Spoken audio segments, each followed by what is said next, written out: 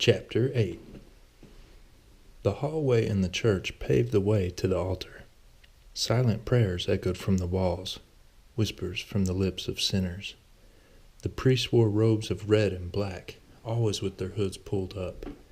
They stood in silence, facing the rear of the church, where hundreds of candles burned in an arrangement around the altar. A giant stained glass window filled the wall behind the altar. The spectrum of colors shone bright as the last light of day came flooding through. Atop the church was the bell tower. Empty space filled a chasm from ceiling to floor, making the priests on the ground look like ants. Strange symbols had been painted on the columns and walls. One was of a giant city, the architecture clearly advanced.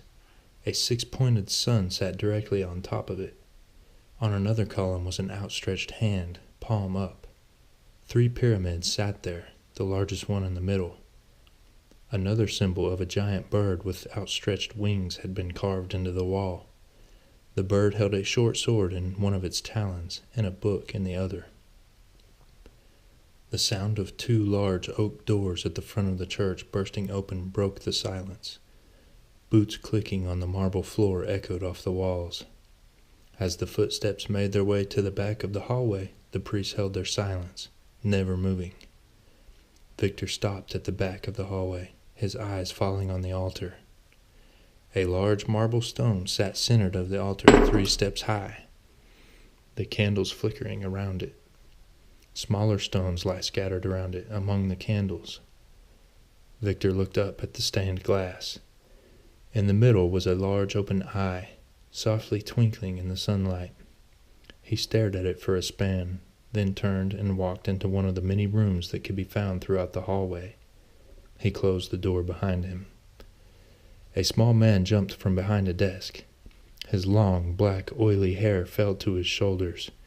A long, narrow nose and a sunken face highlighted his grotesquely large eyes, making him appear rat-like. "Welcome back, my master," Rat said. Victor coined the man's name long ago upon first meeting him.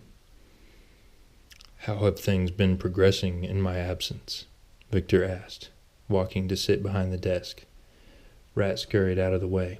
"Oh, very well, very well. The king's taxes are putting pressure on the people, and the new religion is going smoother than we thought." "Go on," Victor said, reclining. "There is still a majority of people holding on to the faith, but due to the king's generosity, more and more people are converting every day."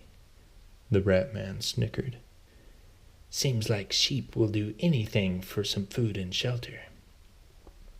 "That's good, but we need everyone to convert.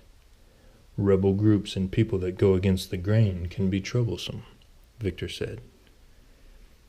"How can we get everyone to convert?" Rat asked. "We must give them a reason to. Leave that to me," Victor said as he reached for his wine that sat atop the desk. He poured and took a sip.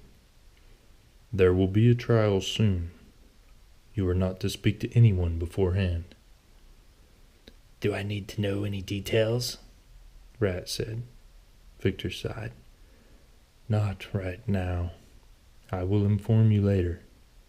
He opened the drawer, pulling out a curved dagger. A red ruby was set in the pommel. He laid it on the desk.